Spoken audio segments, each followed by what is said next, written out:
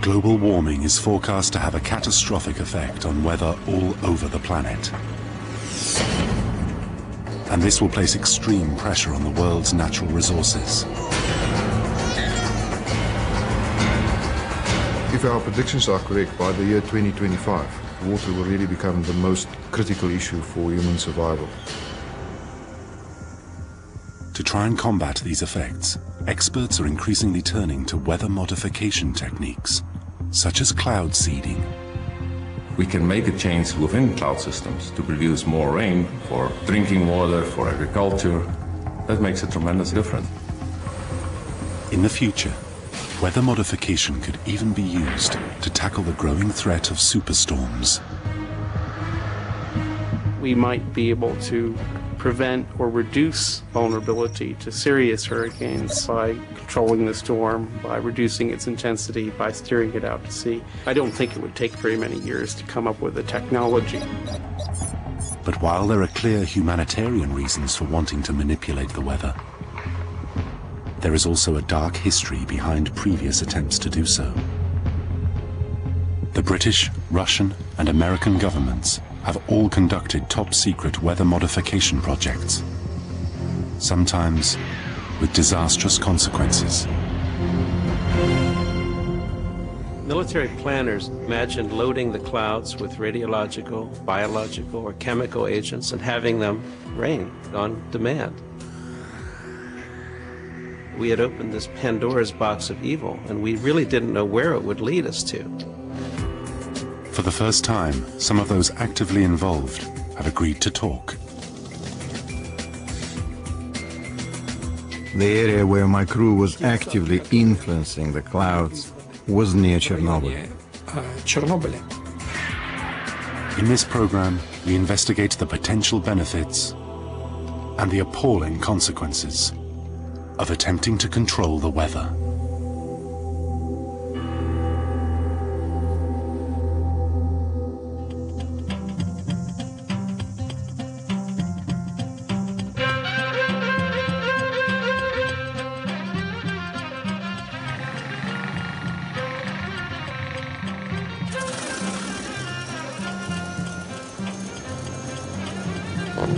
Dr. Rolf Brunjes is one of the world's leading authorities on weather modification.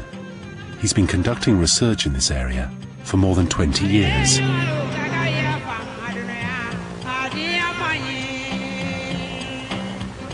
Flying an aircraft between clouds, you feel very small, and trying to explore and trying to understand what is happening inside clouds is one of the greatest challenges.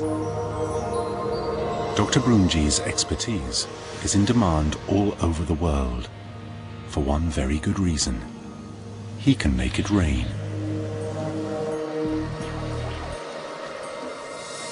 A rapidly growing population coupled with global warming means that water is increasingly set to become the world's most precious commodity.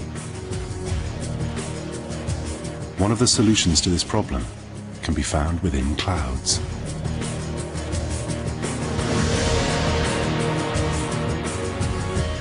An average rain cloud contains about 8 million tons of rainwater, and therefore there's a vast quantity of untapped fresh water in the sky, and this is where cloud seeding comes in, to address the growing needs for water around the world. Most rainmaking techniques used today originated back in 1946, when scientists discovered that by dropping particles of a chemical called silver iodide into cloud tops, they could trigger rainfall.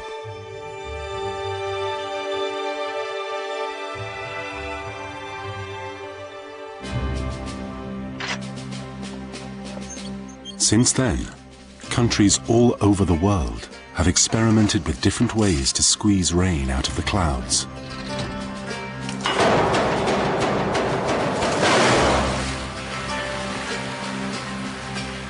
China spends more on cloud seeding than any other country in the world.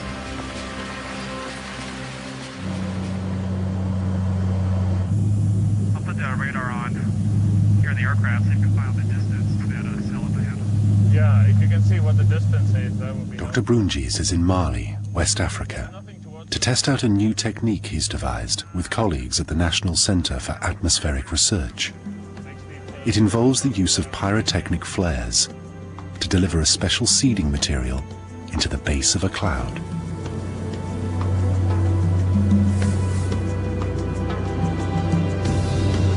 These are the so-called hygroscopic flares. They consist of salts inside. And as we burn them, the smoke produces the particles, the salt particles, that will then be taken up into the cloud and participate in the rain formation. Once released into the cloud's updraft, each one of the hygroscopic salt particles becomes a seed around which a single water droplet can form. These droplets collide with each other and grow, eventually becoming heavy enough to fall out of the cloud as rain.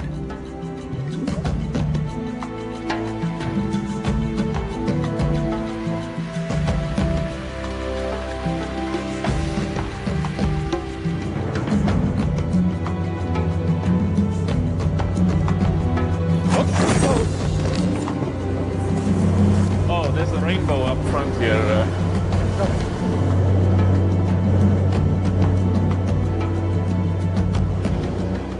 Weather modification today is an increasingly precise science which can reap huge benefits for the many countries that suffer from severe water shortages. In the last few years, we've literally been on all 5 continents. A lot of our work focused on Southeast Asia, Africa, North and South America, and then also in Europe, Italy and Greece. There are currently more than 47 countries, more than 150 programs, cloud seeding programs, going on as we speak. Ron, you can go back. Cloud seeding seems to be making a change for the better for many people in the world today. But it's a science that is born out of a murky and troubled past. Tragedy, sudden and appalling, descends upon the little seaside resort of Lynmouth. In 1952, a freak storm destroyed a sleepy Devonshire village. This was the main street of Lynmouth only a few days ago. The storm led to catastrophic flooding that destroyed the town and killed 35 people.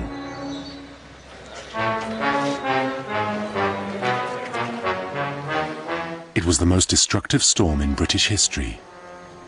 But was it a natural one? Within days of the catastrophe, there were rumours of secret experiments. Rumours which the Met Office and the Ministry of Defence flatly denied. Then a witness came forward. A glider pilot, Alan Yates, now deceased, told a BBC journalist that just prior to the Lynmouth flood, he had taken part in a government-sponsored cloud seeding experiment. We'd assembled at Cranfield in Bedfordshire in mid-August 1952, studying clouds. On the day I'm recalling, the weather was superb, but the cotton wool cumulus clouds were growing everywhere, and it was decided to make them rain. Yates told the journalist that he and his colleagues had seeded clouds over the Bedfordshire countryside and had witnessed the effects for themselves. I circled down between the clouds, still doggedly noting temperature, height, time, and the rest. Eventually, far below, I saw a sodden-looking countryside.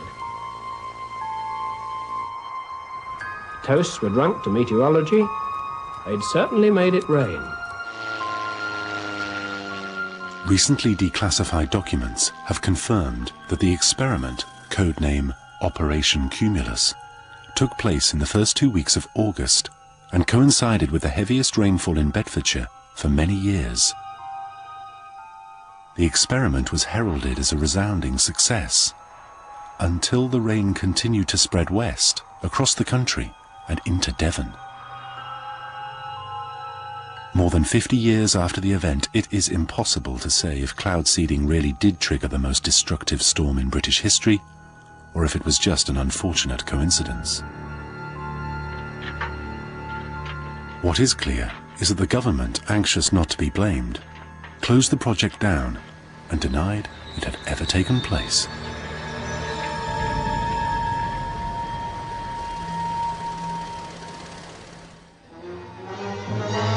decade after the Lynmouth disaster, research on cloud seeding was to continue, this time in the United States, with Project Storm Fury.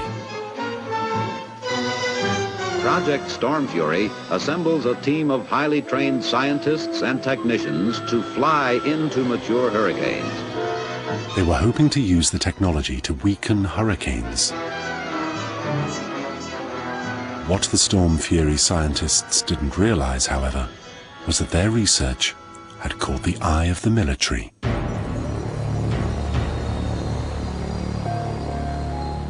Dr. Joanne Simpson was one of the pioneers of Project Storm Fury. She was to find out only much later that the military were developing her techniques and using them as a weapon of war. I thought it was terrible. I mean, all my life I've tried to work for the betterment of the planet and the people, even in a small way, and then to use what I've done as some kind of a military thing, I obviously am very concerned and not happy about it.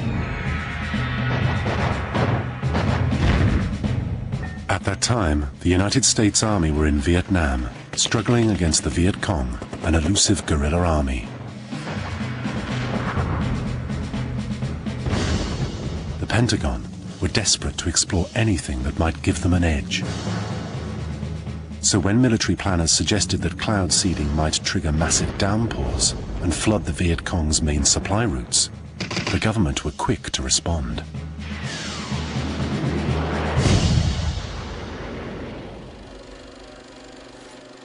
Pierre Saint-Amand was part of the team assembled in a top-secret cloud seeding operation known simply as Project Popeye.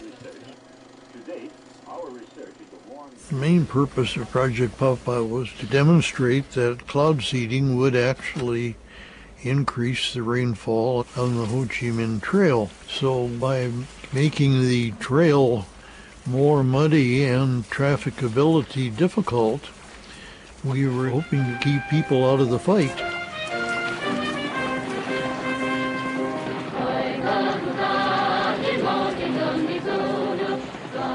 The Ho Chi Minh Trail was of key strategic importance to the Viet Cong, the route along which vital weapons and supplies were transported.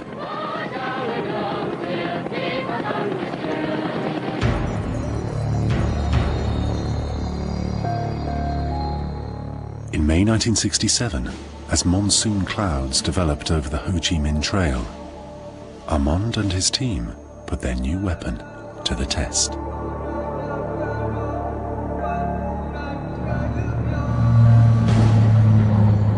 We had two-seater aircraft, and then we usually had a Marine fighter pilot laying alongside of us to keep the bad guys from shooting us down.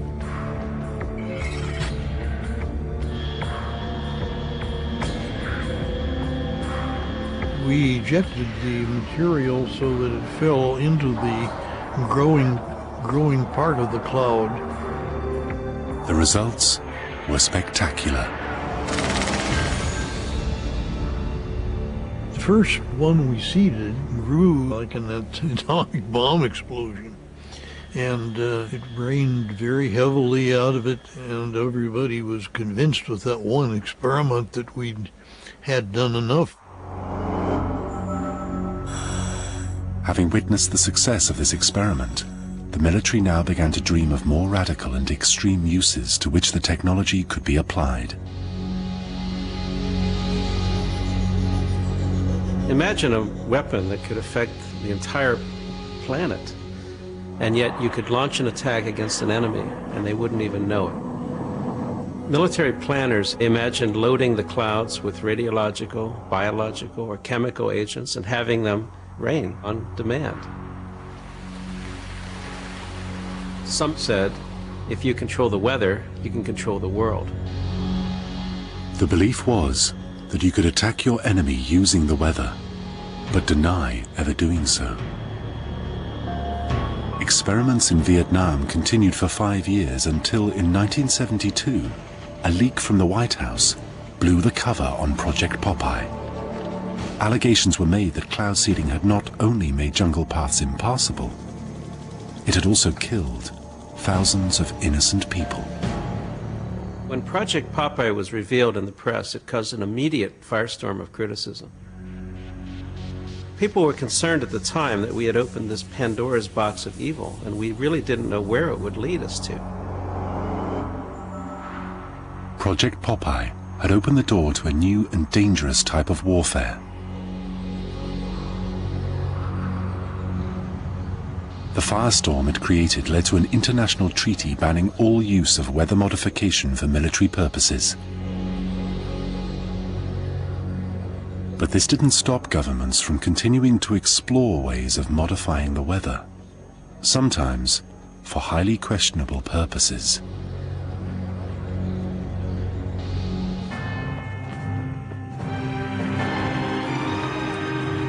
For decades, the Soviet Union seeded clouds before they reached Moscow in order to prevent rainfall on their big military parades.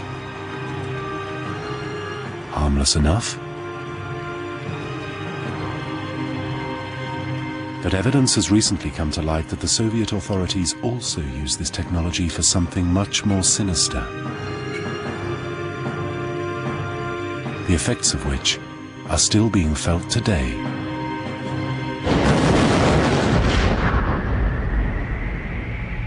26th of April 1986, the Chernobyl nuclear power plant in Ukraine exploded, spewing hundreds of tons of radioactive material into the atmosphere and creating the most horrific nuclear disaster in history.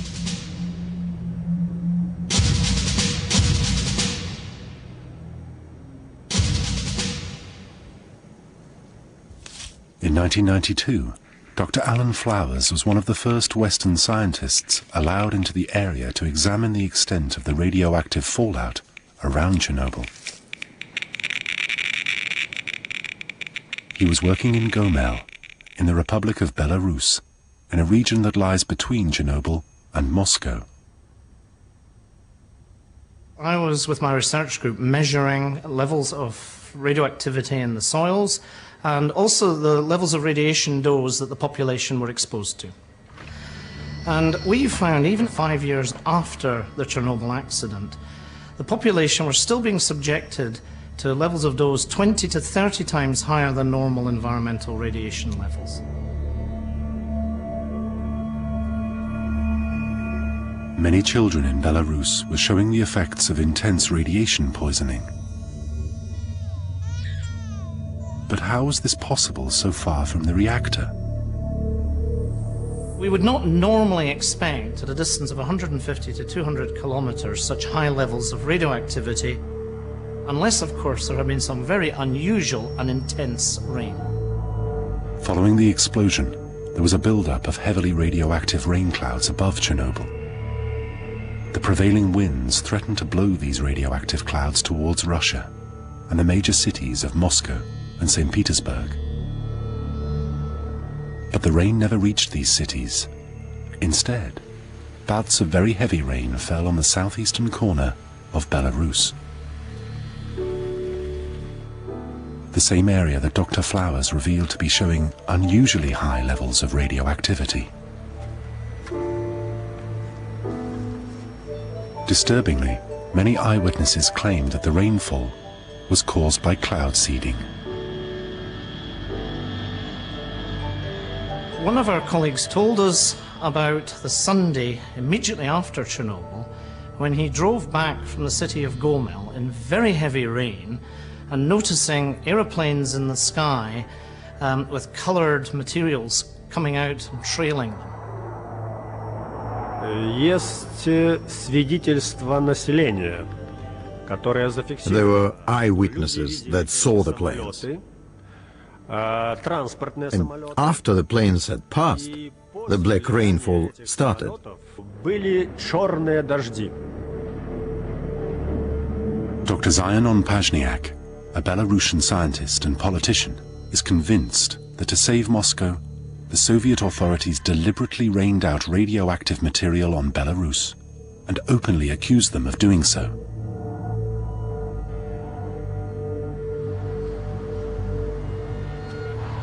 Today, he lives in exile.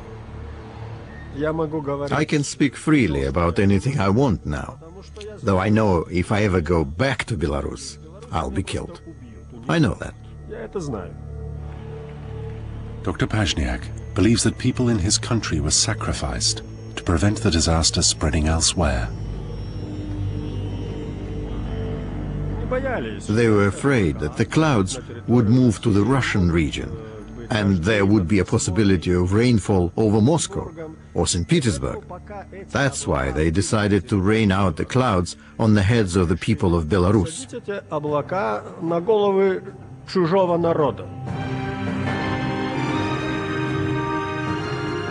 The Moscow authorities denied that cloud seeding had taken place after the accident. However, last year, at the 20th anniversary of the Chernobyl disaster, among those honored for their bravery was a pilot called Major Alexei Grushin. The award he received was for cloud seeding operations during the Chernobyl cleanup. I am proud to say that I took part in the operations back in 1986. My comrades are proud as well. The area where my crew was actively influencing the clouds was near Chernobyl, not only in the 30-kilometer zone, but out to a distance of 50, 70, even 100 kilometers.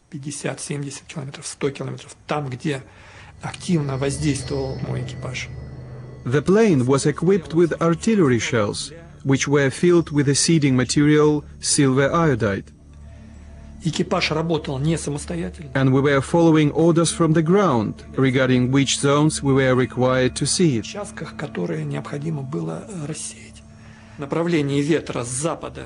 The wind direction was moving from west to east, and the radioactive clouds were threatening to reach the highly populated areas of Moscow, Voronezh, Nizhny Novgorod and Yaroslavl. If the rain had fallen on those cities, it would have meant a catastrophe for millions. During this cleanup operation, Major Grushin, his crew, and his plane were heavily exposed to radiation.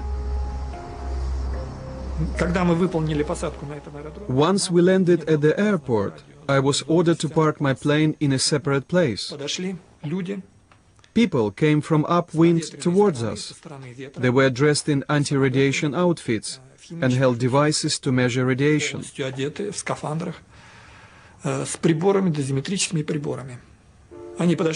They reached the plane, and a few seconds later, their devices recorded such high radiation that it made them turn around and run away. The plane was highly contaminated. We were given a place in the airport where nobody was parked, neither planes, no equipment, no people.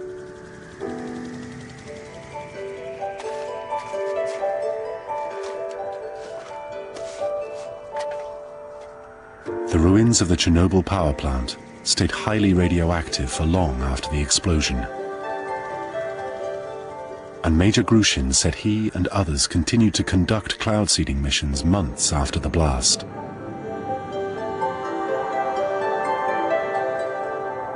Another Russian pilot, who does not wish to be identified, has since confirmed that cloud seeding operations took place as early as 2 days after the explosion.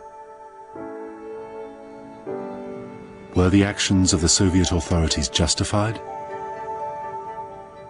Clearly, they faced a terrible dilemma. You are faced with the fact that a radioactive cloud is there in the sky. That radioactive cloud and the radioactive material in it is going to fall down somewhere. It is going to fall on a human population somewhere. So if you are in Moscow, you have a very difficult decision to make. Do you let nature take its course, and that may then result in this cloud falling on millions and millions of people in Moscow? Or do you intervene?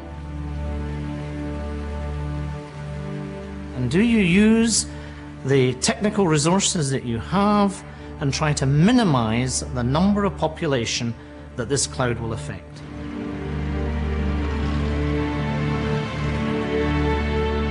The trouble was, the secrecy which surrounded events at Chernobyl meant that the Belarusian people were completely unaware of the coming rain.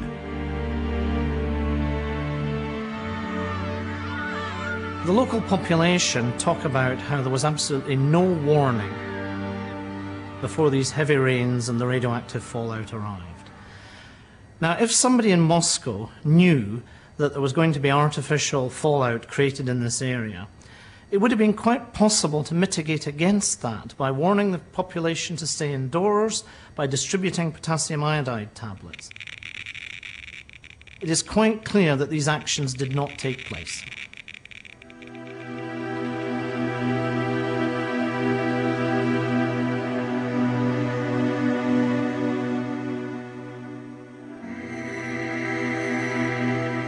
The high levels of radiation found in Belarus have led to dramatic increases in leukemia, thyroid cancers, and child defects.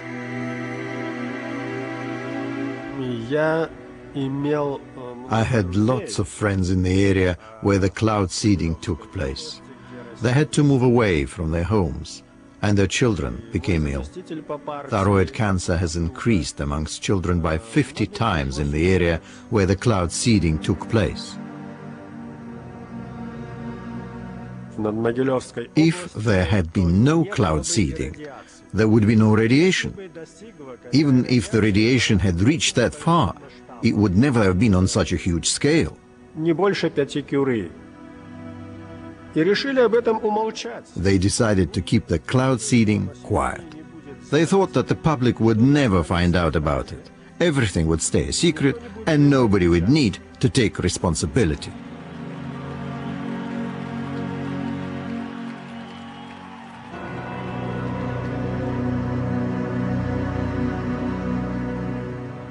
If you choose to intervene in a weather system, there are immense ethical considerations. One of the moral pitfalls would be trying to stop a disaster from happening in one place, but actually causing a disaster elsewhere. The unintended damage, in other words, may be worse than the kind of damage you're trying to prevent. The weather is essentially a very chaotic system. And while it may be predictable in very short time periods, in many cases there could be surprises. There's all sorts of unknowns.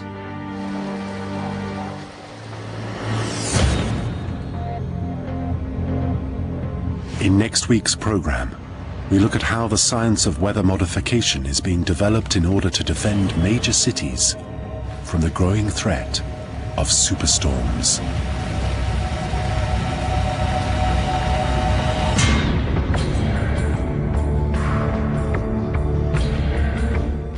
Today's Premiership highlights coming up in Match of the Day 2 next, and then Graham Norton Uncut with guests including Barbara Windsor at 11:20.